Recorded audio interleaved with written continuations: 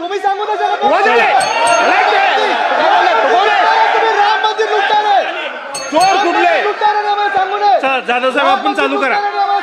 भातकर साहेब खाली बसा. भातकर साहेब बसा खाली तुम्ही. खाली बसा, खाली बसा. मला सांगू नये.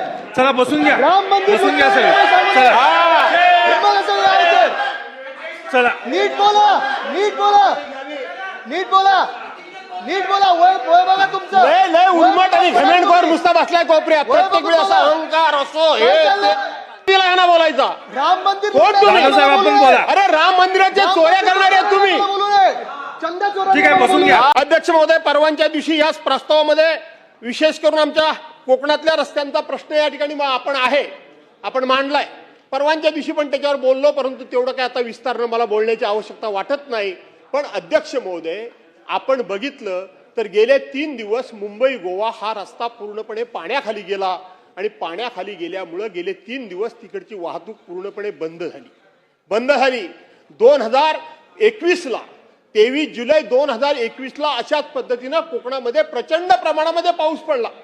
खूप मोठ्या प्रमाणामध्ये पाऊस पडला. अध्यक्ष महोदय, आपल्याला आठवत असेल की संपूर्ण महाड शहर पाण्याखाली गेलं, खेड शहर पाण्याखाली गेलं, चिपळूण शहर पाण्याखाली गेलं. त्या महाडमध्ये तर या पुरामुळं एका गाडीवर 3 गाड्या ऑटोमॅटिक वरती पुरामुळं तरंगत राहिल्या, त्या वरती चढून बसल्या आणि त्या ठिकाणी कोकणामध्ये हा पुराचा प्रश्न हा कायमचा आहे. अध्यक्ष महोदय, आपण जर बघितलं तर कोकणातली प्रत्येक बाजारपेठ ही खाडी किनारी आहे. का खाडी किनारी आहे अध्यक्ष महोदय? त्याचं कारण असं आहे की पूर्वी ज्या वेळेला वाहतूक व्हायची तेव्हा जलवाहतूकच होती. आता सारखे रस्ते वगैरे काही नव्हते आणि म्हणून जलवाहतूक असल्यामुळं मचव्यानं जो माल यायचा तो मचव्यानं येणारा माल त्याच ठिकाणी उतरला जायचा आणि तिथूनच बाकीच्या ग्रामीण भागामध्ये गावामध्ये वगैरे माल जायचा. त्यामुळं भुजबळ साहेब ह्या बाजारपेठा त्या खाडीच्या किनारी, समुद्राच्या किनारी, बॅकवॉटरच्या किनारी तिथं वसल्या ह्या बाजारपेठा नैसर्गिक आहेत. आणि कितीही आम्ही जर नोटीस देऊन आमचं काम करतो, महसूल खातं काय करतं? प्रत्येक वेळी अशा पद्धतीचा तुम्ही महसूल खातं सांभाळलेला विखे पाटील साहेब, प्रत्येक वेळी अशा पद्धतीचा प्रसंग आला, अशा प्रकारच्या काय घटना घडल्या किंवा मान्सून पूर्व पावसाळ्यापूर्वी महसूल खातं एक पत्र देतं की असं तुमच्या घरांना धोका आहे, तुम्ही या ठिकाणी स्थलांतर करा, न पेक्षा आमच्यावर ही जबाबदारी राहणार नाही. ही नोटीस दिली म्हणजे आपलं कर्तव्य संपतं असं नाही. हा एक भाग झाला. परंतु त्यांचं स्थलांतर करा म्हणजे कुठे करा, कसं करा, त्यांनी कुठे जायचं, त्यांनी राहायचं कुठे, त्यांचा व्यापार उदीम चालणार कुठे अध्यक्ष महोदय? आणि म्हणून ते स्थलांतर करू शकत नाही. त्याच्याकरता अध्यक्ष महोदय मी एक प्रस्ताव दिला होता. आपण ऐकून घ्या. भुजबळ साहेब तुम्ही सिनियर आहात, राधाकृष्ण विखे पाटील साहेब आहेत, दुसरे आमचे ग्रामविकास मंत्री पण आहेत. आपण त्यावेळेला एक प्रस्ताव दिला होता. ज्या वेळेला ते 23 जुलै 2021ला ज्यावेळेला कोकणामध्ये पूर आला आणि सगळी पाण्याखाली शहरं गेली, त्यावेळेला तत्कालीन मुख्यमंत्री माननीय उद्धव बाळासाहेब ठाकरे कोकणामध्ये गेले होते. त्यावेळेला आपण अध्यक्ष महोदय एक प्रस्ताव दिला होता. काय प्रस्ताव दिला होता? विशेष करून चिपळूण, महाड आणि खेड करता येणारं पाणी जे आहे, कोयना धरणातलं जे पाणी आहे, ते कोयना धरणातलं पाणी, या पाण्यामुळे चिपळूणमध्ये मोठ्या प्रमाणात जे पूर होतो अध्यक्ष महोदय, कोयनेचं पाणी चिपळूणकडे सोडलं जात नाही. आमच्या लोकांचा खूप मोठा गैरसमज आहे. कोयनेतलं ज्यावेळेला पाणी जास्त होतं आणि ज्यावेळेला त्याचे दरवाजे उघडले जातात त्यावेळेला ते पाणी सांगली, कोल्हापूर, कराड या भागाकडे जातं, मिरज या भागाकडे जातं, आमच्या भागात येत नाही. पण तरी सुद्धा त्या पाण्याचा आम्हाला त्रास एवढ्या करता होतो की धरणामध्ये पाणी जास्त झालं की सगळे टर्बाईन चालू करावे लागतात, सगळी पॉवर जनरेट करावी लागते आणि जनरेट केलेली पॉवर जे टेल वॉटर म्हणून जे निघतं ते सगळं आपल्या चिपळूणकडे येतं. आणि त्याच वेळेला जर भरती ओहोटी आली तर भरती ओहोटीचं पाणी आणि हे पाणी शहरामध्ये शिरल्यामुळं त्या ठिकाणी संपूर्णपणे बाजारपेठ पाण्याखाली जाते. मग त्यावेळेला उद्धव साहेबांच्या समोर आपण एक प्रस्ताव ठेवला की जिथे कोयनेचं पाणी 4थ्या टप्प्यातून बाहेर पडतं, ते बंद नाल्यातून बाहेर पडतं, त्याच्या पुढे हे पाणी ओपन होतं. आणि म्हणून हे जर पाणी आपण पुढे गोळकोट खाडीच्या पुढे बंद नाल्यातून पाणी जर पाठवलं तर शहराला पाण्याचा धोका बसणार नाही. अध्यक्ष महोदय, तिथल्या तिथं उद्धव साहेबांनी त्या संदर्भामध्ये निर्णय घेतला आणि महाड, खेड आणि चिपळूण करता 10,000 कोटी रुपयाची तरतूद ताबडतोब केली. 10,000 कोटी रुपयाची तरतूद केली. त्याचबरोबर या शहरातली गाळ काढण्याकरता सुद्धा त्याच्यामध्ये तरतूद झाली. त्यातले 3,300 कोटी रुपये एकट्या चिपळूण करता त्यांनी दिले. आणि मग तुम्ही पण गेला होता त्यावेळेला, पूर झाला त्यावेळेला, आणि म्हणून त्याचं काम जोरात चालू झालेलं आहे. या वेळेला चिपळूणमध्ये फार पाणी गेलं नाही, कारण गाळ काढण्याचं काम मोठ्या प्रमाणात झालं. अर्ध पाणी हे बंद नाल्यातून पास व्हायचं आलंय, ती काम पूर्ण व्हावं, खेडचं काम पूर्ण व्हावं, महाडचं काम पूर्ण व्हावं, आणि हा बाजारपेठेचा प्रश्न जो आहे तो अध्यक्ष महोदय आपण त्या ठिकाणी सोडवला पाहिजे. पण त्याच वेळेला माझा जो प्रस्ताव होता तो प्रस्ताव हा होता की लोकांना आपण नोटीस देतो, त्या ठिकाणी शिफ्ट व्हा म्हणून म्हणतो, त्यांनी जायचं कुठं? त्याकरता म्हणून आपण तिथल्या लोकांना स्थलांतरित करण्याकरता कुठल्या गावामध्ये नेऊन ठेवतो, कुठे ठेवतो, त्याचा आपल्याला हिशेब नसतो, पत्ता नसतो. आणि कोणीही आयुष्यातली 10-15 वर्षे एखाद्या सरकारी खात्यामध्ये नोकरी केली आणि एखाद्या भाड्याच्या खोलीमध्ये तो जर माणूस राहिला आणि 10 वर्ष पूर्ण झाल्यानंतर त्याची बदली जर दुसरीकडे झाली, तर त्या भाड्याच्या खोलीतून बाहेर पडताना सुद्धा त्याला अनंत यातना होतात, त्याला दुःख होतं, तो कष्टी होतो. त्या 10 वर्षाच्या कालावधीमध्ये त्या भाड्याच्या खोलीशी एवढ्या पद्धतीची अटॅचमेंट त्याची असते. इथं तर पिढ्यानपिढ्या आमची घरं, दारं, नाती गोती, माणसं, जमीन, जुमला, शेती, वाडी, हे सगळं ज्या भागात आहे ते भाग सोडून जाणं कोणालाही शक्य होत नाही, जड जातं. आणि म्हणून माणूस काय म्हणतो, इथून स्थलांतर करण्याच्या ऐवजी जे व्हायचं ते होईल, मेलो तरी चालेल, इथंच राहतो शेवटपर्यंत. आणि म्हणून आपण त्यावेळेला एक सूचना केली होती की जी सरकारनं ताबडतोब मान्य केली होती की गावागावामध्ये एक बिल्डिंग बांधून ठेवली पाहिजे, इमारत बांधून उभी केली पाहिजे एखादी गावामध्ये, आणि त्या इमारतीमध्ये 800 ते 1000 स्क्वेअर फीटाची एक खोली भुजबळ साहेब तयार करायची. त्याच्यामध्ये टॉयलेट, बाथरूम वगैरे सगळं तयार करायचं, मुंबई शहरासारख्या, पुण्यासारख्या शहराच्या.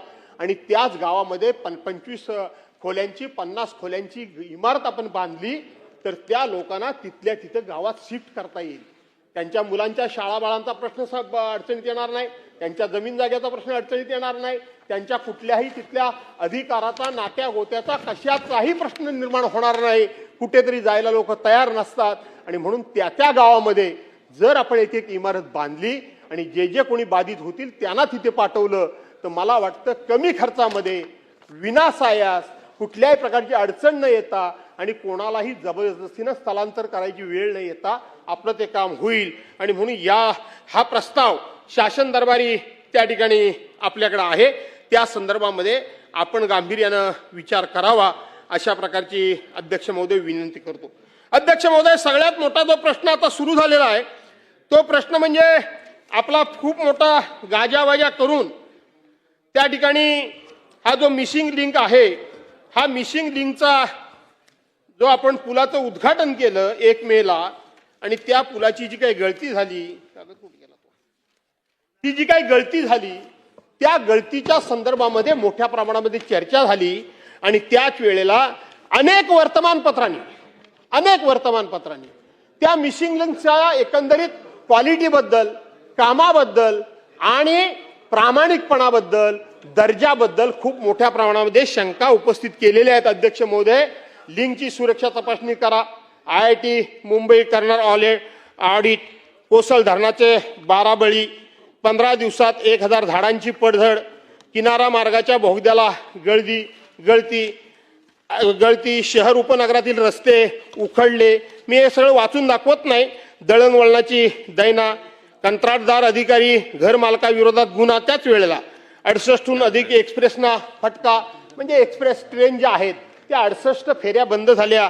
लोकांचे जीव गेल्यावरच तुम्हाला जाग काय येते असा प्रश्न तुम्हाला लोक विचारतायत.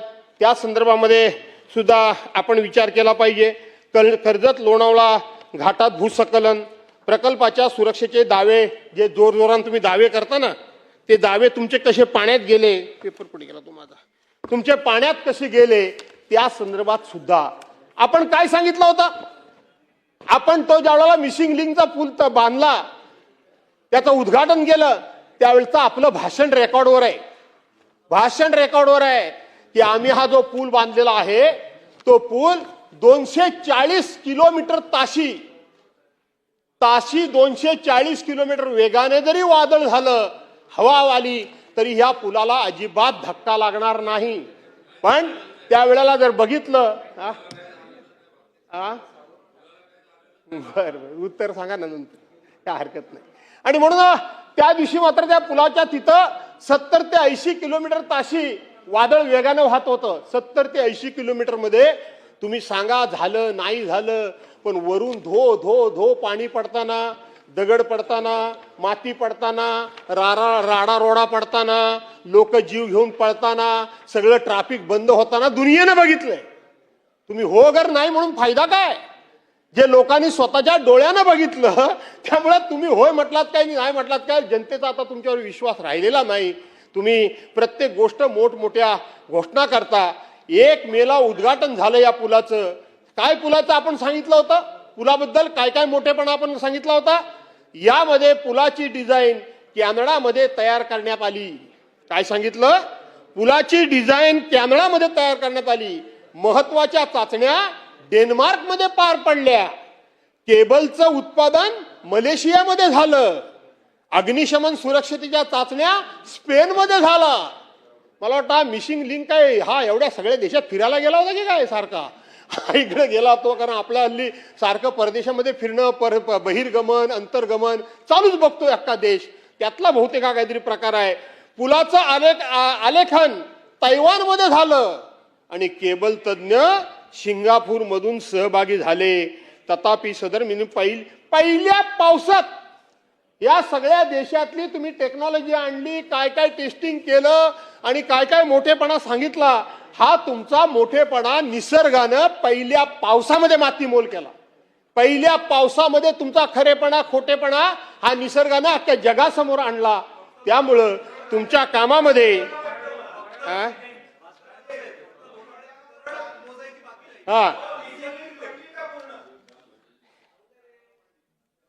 कोण येस बाल्डी चला खाली बसून बोलू नका महेश. आणि म्हणून अध्यक्ष महोदय हे सगळं आपल्या समोर आलेलं आहे. अध्यक्ष महोदय अजूनही पाऊस संपला नाही. यंदा मुळामध्ये 1 महिना पाऊस अध्यक्ष महोदय उशिरा सुरू झालाय.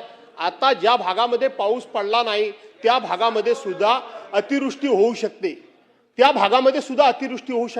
आणि म्हणून अशाच प्रकारची दुर्घटना, अशा प्रकारचं संकट हे येऊ नये अशा प्रकारची मी प्रार्थना करतो. पण जर आलं तर आपण काय तयारी दर्शवलेली आहे अध्यक्ष महोदय, हे महाराष्ट्राला उत्तराच्या भाषणामध्ये माननीय मंत्री महोदयांनी अख्ख्या महाराष्ट्राला सांगून त्या ठिकाणी आश्वासित करावं, अशा प्रकारची माझी विनंती आहे. आणि त्याचबरोबर अध्यक्ष महोदय आपण बघितलं, मी आता सांगितलं कोकणाचा रस्ता झालेला नाही, मुंबई गोवा रस्ता. पण अध्यक्ष महोदय त्या पावसामध्ये 5 आणि 6 तारखेला त्या खारपाड्याजवळ तिथं टोल वसुली सुरू केली. ही सगळे राज्य म्हणजे टोळ धाड आहे. टोळ धाड म्हणजे तुम्हाला माहिती आहे, तुम्ही शेतकरी आहात. तिथे टोल वसुली सुरू केली. अनेक लोक त्या पावसामध्ये धोधो पडणाऱ्या पावसामध्ये उपोषणाला बसले होते. रस्ता पूर्ण नाही हे मंत्री महोदय स्वतःच कबूल करतील. बिचारे पहिल्यांदाच सांगितलं की मी जानेवारी महिन्यामध्ये पूर्ण करतो. तेव्हा मी गमतीनं म्हणालो होतो जानेवारी कुठला तेवढं साल सांगा, कारण 2011 पासून हा रस्ता अजूनही पूर्ण झालेला नाही आणि आपत्कालीन चर्चा आहे. त्यामुळे मी या विषयामध्ये फार काय म्हणजे वेळ घेणार नाही. परंतु अध्यक्ष महोदय आपण बघितलं की अनेक ठिकाणी दरडी कोसळल्यात. त्या दरडी कोसळल्या तिथं सुद्धा त्या दरडी रस्त्यावरची मालमा दूर करण्याकरता सुद्धा आज यंत्रणा पूर्णपणे या ठिकाणी आपली सक्षम नाही. यंत्रणा तात्काळ त्या ठिकाणी पोचत नाहीये. अध्यक्ष महोदय तसं बघितलं तर अल निनोचं संकट हे आपल्यावर भविष्यामध्ये येऊ शकतं. याचं सुतोवाच याच सभागृहामध्ये राज्याचे मुख्यमंत्री माननीय देवेंद्र फडणवीस साहेबांनी आपलं अर्थसंकल्पीय भाषण ज्या वेळेला केलं त्या भाषणामध्ये आपल्यासमोर हे भविष्यातलं संकट येऊ शकतं अशा प्रकारचं सुतोवाच राधाकृष्ण विखे पाटीलजी केलेलं होतं. याचा अर्थ आपल्याला हे कळलेलं होतं की आपल्या राज्यावर अशा प्रकारचं कुठलं तरी नैसर्गिक संकट येऊ शकतं आणि मग ते नैसर्गिक संकट येऊ शकतं ह्याची आपल्याला जर पूर्वकल्पना मिळाली होती तर राज्यकर्ते म्हणून आपण त्याची दखल काय घेतली. केवळ हे संकट येणार म्हणून लोकांना सांगून आपण त्या ठिकाणी आपली जबाबदारी संपवली का, हे सुद्धा उत्तराच्या कोण आता उत्तर देणार आहे मला माहित नाही. राधाकृष्ण विखे पाटील जी देत आहेत महसूल, तुम्ही देणार, चर्चाच बंद करून टाकतो. मग काय चर्चाच बंद करून टाकूया. कशाला तुम्ही त्रास कशाला तुम्हाला द्यायचा, मग तुम्ही देऊनच टाका उत्तर.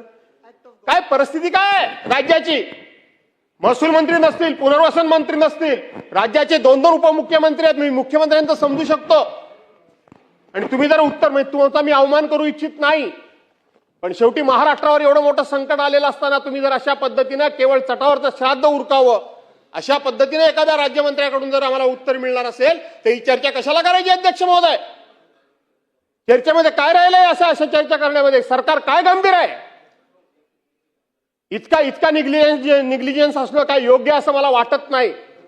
मी या ठिकाणी कुठलंही राजकीय भाष्य करत नाही. पुनर्वसन मंत्री, पुनर्वसन खातं कोणाकडे आहे? राधाकृष्ण विखे पाटील साहेब. जाधव साहेब शासनाची बाजू मंत्री म्हणून ते मांडणारच आहेत ना. मग तर मला आता आपण पण जर असं म्हटलात तर मग माझं तोंडच बंद झालेलं बरं. काय त्याला अर्थच नाही. शासनाच्या बाजूने मंत्री अध्यक्ष महोदय कॅबिनेट मंत्री गेले कुठं? मंत्री महोदय कॅबिनेट मंत्री गेले कुठं? मंत्री महोदय राज्य शासनाच्या वतीने राज्याचा पुनर्वसन मदत व पुनर्वसन खात्याचा राज्यमंत्री म्हणून मी सरकारच्या वतीने उत्तर देणार आहे. त्यामुळे आपण कुठल्याही अशा पद्धतीचा प्रश्न उपस्थित करू नये. माननीय मंत्री महोदय हे आपत्ती व्यवस्थापनासाठी ज्या ठिकाणी घटना घडलेली आहे त्या ठिकाणी कालपासून त्या ठिकाणी आहे आणि गिरीश महाजन साहेब आणि म्हणून आपण त्यामुळे कुठल्या मंत्र्यांनी उत्तर द्यावं हे असा आग्रह आपण धरू शकत नाही. मंत्री महोदय जाधव साहेब आपण बोला. मी बोलतोय, प्रश्न नुसतं बोलायचंय, बाकी काय आहे त्याच्यामध्ये? इतकं जर महाराष्ट्रावर आलेलं एवढं मोठं संकट असेल आणि त्या संकटाच्या बाबतीत सरकार जर इतक्या पद्धतीने आणि अशा बेजबाबदारपणे, निर्दयपणे आणि उद्दामपणे आणि आमच्याकडे मेजॉरिटी आहे म्हणून कसंही वागणार असेल तर ठीक आहे, नुसती चर्चा करूया, भाषणं करूया आणि विषय संपवून टाकूया अध्यक्ष महोदय. आणि म्हणून अध्यक्ष महोदय या ठिकाणी अध्यक्ष महोदय अत्यंत महत्वाच्या विषयावर बोलूया, कन्क्लूड होऊ द्या, झाल्यावर देतो तुम्हाला. अरे माझा पॉइंट बोलणार वसई बरं, विरार. ठीक आहे. घ्या बात मग करू, सर. अध्यक्ष महोदय अत्यंत महत्वाच्या विषयावर या ठिकाणी चर्चा चालू आहे. 2 कॅबिनेट मिनिस्टर सभागृहात उपस्थित आहेत. ज्या विषयावर चर्चा आहे त्या विषयाचे राज्यमंत्री सभागृहामध्ये उपस्थित आहेत. मदत पुनर्वसन खात्याचे राज्यमंत्री उपस्थित आहेत. अशा वेळेला ज्यांना विरोधी पक्षनेता होण्याची भयंकर आस लागलेली आहे त्यांना या राज्याचे मदत पुनर्वसन 2 मिनिटं मदत पुनर्वसन मंत्री कोण आहे हे माहित नाहीये. क्रमांक 1. आणि अशा वेळेला राज्य सरकार 2 मिनिटं मला पूर्ण करू द्या. राज्य सरकार संवेदनशील पद्धतीने चर्चेला उत्तर देत असताना सरकार बेताल आहे, उद्दाम आहे. अशा 2 मिनिटं अशा प्रकारची असंसदीय जाधव साहेब चालू करा आपण. अध्यक्ष महोदय इथे सत्ताधारी पक्षातून तुम्ही सांगू ना जरा. तुम्ही राम मंदिर लुटताना चोर कुठले? सांगू नये. जाधव साहेब आपण चालू करा. भातकर साहेब खाली बसा. भातकर साहेब बसा खाली तुम्ही. खाली बसा. सांगू नये. चला बसून घ्या, राम मंदिर बसून घ्या सगळे. चला नीट बोला, नीट बोला, नीट बोला, नीट बोला. वय बघा तुमचं. लय उन्मट आणि घमेंडखोर नुसता बसलाय कोपऱ्यात. प्रत्येक वेळी असा अहंकार असो हे ते. ठीक आहे. भातकर साहेब आपण बसा. जाधव साहेब आपण चालू करा. तुम्हाला अधिकार कोणी दिला? जाधव साहेब आपण चालू तुम्हाला करा. अधिकार कोणी दिला यांना बोलायचा? राम मंदिर कोण तुम्ही? जाधव साहेब आपण बोला. अरे राम मंदिराच्या चोऱ्या करणारे आहेत तुम्ही. बोलू नये. चंदा चोरा. ठीक आहे, बसून घ्या. हा. आदित्य साहेब बसा, बसून घ्या. आणि म्हणून अध्यक्ष महोदय ठीक आहे. काल बघितलं मी पालन केलं संसदेपर्यंत. यांचं बोलणं अहंकारी आणि सगळं काय सर्वज्ञ मी आहे वगैरे अनेक वेळा मी बघितलं ह्या माणसाचं. खरं सांगायला गेलं तर मी म्हणजे सर्वज्ञ. पण आपल्याला तुमच्या मर्यादा लोकांना माहिती आहे. तुमचं ज्ञान लोकांना माहिती आहे, तुमची कुवत लोकांना माहिती आहे, तुमची झेप लोकांना माहिती आहे, सगळं माहिती आहे. काय नवीन नाही त्याच्यामध्ये, सगळं माहिती आहे आम्हाला. त्यामुळं तुमची काय ती एकदम असं मला तेवढं कळतं बाकी कोणाला कळत नाही अशी जी वागण्याची स्टाईल आहे ना. प्रश्न महाराष्ट्र, अरे राज ठाकरेंनी सांगितलं होतं, काय केलं होतंस ते? राज ठाकरेंनी सांगितलं होतं की त्यांच्याकडे गेला होता आणि राज ठाकरेंनी नितीन गडकरींना फोन केला. राज ठाकरेंनी मुलाखतीमध्ये सांगितलं होतं. कोणाला निष्ठा सांगताय तुम्ही? कोणाला निष्ठा सांगताय तुम्ही? अरे तुम्हाला घेतलं ना पक्षात कुणी म्हणून? मला काय शिकवतो तुम्ही? पक्ष बदलला नाही. राज ठाकरेंनी नावानिशी सांगितलं होतं तुमचं. तुम्ही राज ठाकरेंच्याकडे गेला होता. जाधव साहेब का पक्षविषयाचा विषयावर आपण चर्चा करू. चला. आणि म्हणून अध्यक्ष महोदय संपूर्ण महाराष्ट्राचं लक्ष लागून राहिलेलं आहे की या सभागृहाच्या माध्यमातून आम्हाला दिलासा काय मिळतोय, इकडे संपूर्ण महाराष्ट्राचं लक्ष लागून राहिले. म्हणून आपण ही चर्चा अध्यक्ष महोदय या ठिकाणी उपस्थित केलेली आहे. अध्यक्ष महोदय, सरकारच्या वतीने सांगण्याची गरज आहे की आज ज्या ज्या ठिकाणी संपूर्णपणे रस्ते खचलेले आहेत, पूल तुटून पडलेले आहेत, त्या ठिकाणी आम्ही त्या ठिकाणची व्यवस्था उभी करण्याकरता कशा पद्धतीनं निधी उपलब्ध करतोय, आम्ही कशा पद्धतीनं या ठिकाणी आम्ही लोकांना दिलासा देतोय, हे या चर्चेच्या माध्यमातून लोकांपर्यंत पोहोचलं पाहिजे. ही खरी आजच्या ह्या चर्चेची अपेक्षा आहे. अध्यक्ष महोदय, आपण बघितलं त्या मानखुर्दमध्ये बिल्डिंग कोसळली आणि त्या बिल्डिंग खाली 6 माणसं अध्यक्ष महोदय दुर्दैवानं मृत पावलेली आहे. आताच सभागृहामध्ये इथं प्रश्न उपस्थित राहिला की पिंपरी चिंचवडमध्ये जो कचरा टाकला, कचऱ्याचा ढीग झाला. त्या कचऱ्याचा ढीग एवढा मोठा प्रचंड झाला की बाजूला रहिवासी बिल्डिंग होती. अध्यक्ष महोदय, तो कचऱ्याचा ढीग त्या रहिवासी बिल्डिंगवर कोसळला. 6 लोकांचे त्या ठिकाणी मृतदेह सापडलेत. खरं किती खोटं किती माहित नाही, पण ते अजून 23 लोक त्या ढिगाऱ्याखाली गाडली गेल्याची भीती त्या ठिकाणचे ग्रामस्थ 23 लोक गाडल्याची अध्यक्ष महोदय भीती हे तिथले ग्रामस्थ व्यक्त करतायत. आणि म्हणून तिथली वस्तुस्थिती खरी काय आहे ती सुद्धा या ठिकाणी सभागृहाच्या माध्यमातून महाराष्ट्राला भुजबळ साहेब कळली पाहिजे. ही आपली अनेक वर्षांची प्रथा आहे. अध्यक्ष महोदय, एक आपल्याकडं खोपोलीला अतिशय चांगल्या प्रकारचा एक सामाजिक कार्यकर्ता पोरगा, परवांच्या दिवशी ज्या वेळेला हे मिसिंग लिंक सारख्या ठिकाणी दुर्घटना घडली, त्या ठिकाणी लोकांना दिवस रात्र मदत करण्याकरता म्हणून तो उपस्थित होता.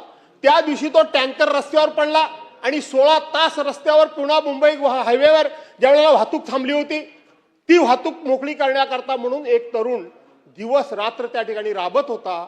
तोच तरुण परवांच्या दिवशी खोपोलीला एक झाड रस्त्यावर पडलं. अध्यक्ष महोदय, आणि झाड पडल्यानंतर तो ते झाड बाजूला करण्याकरता गेला.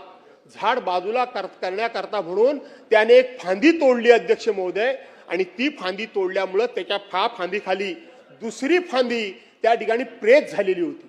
आपल्या लक्षात आलं असेल, आपण शेतकरी आहात, प्रेत झाली होती. वरची फांदी तोडल्याबरोबर ती खालची फांदी स्पीडनी एखाद्या रबरासारखी सटकली आणि अध्यक्ष महोदय दुर्दैवानं त्या 22 वर्षाच्या मुलाला इथं सेंटरला मार बसला. अध्यक्ष महोदय, सेंटरला मार बसला आणि तो जागच्या जागी खलास झाला. अध्यक्ष महोदय, मी आपल्या मार्फत सरकारला विनंती करतो की आपण बाकीच्या ठिकाणी मदत केलेली आहे. तो सुद्धा कोकणातला, तो सुद्धा त्या कुटुंबातला एकुलता एक मुलगा होता, त्याला सुद्धा सरकारनं मदत केली पाहिजे. तो जातीनं मुसलमान आहे म्हणून त्यांना टाळण्याचं काम सरकारने करू नये, कारण तो लोकांना मदत करण्याकरता म्हणून त्यांनी आपला प्राण गमावलेला आहे. आणि म्हणून अध्यक्ष महोदय, बाकीच्यांना मदत झाली पण त्याला अजून काही मदत झाली नाही. त्याचं नाव वगैरे या ठिकाणी मी आपल्याला डिटेल्समध्ये थोड्या वेळामध्ये देतो अध्यक्ष महोदय, कारण या प्रस्तावावर मी सुरुवात करणार नव्हतो, परंतु सुरुवात अचानकपणे करण्याची वेळ माझ्यावर आली म्हणून आत्ता माझ्याकडे नाव नाहीये. रात्री ती सुद्धा टीव्हीवर बातमी आपण बघितली. खोपोलीला तिथे आमचे ज्येष्ठ नेते दत्ता मसूरकर आहेत, राष्ट्रवादी काँग्रेसचे, त्यांना मी फोन केला आणि त्यांनाही वस्तुस्थिती समजून घेतली, माहिती घेतली. अध्यक्ष महोदय, त्याला सुद्धा आपण मदत केली पाहिजे.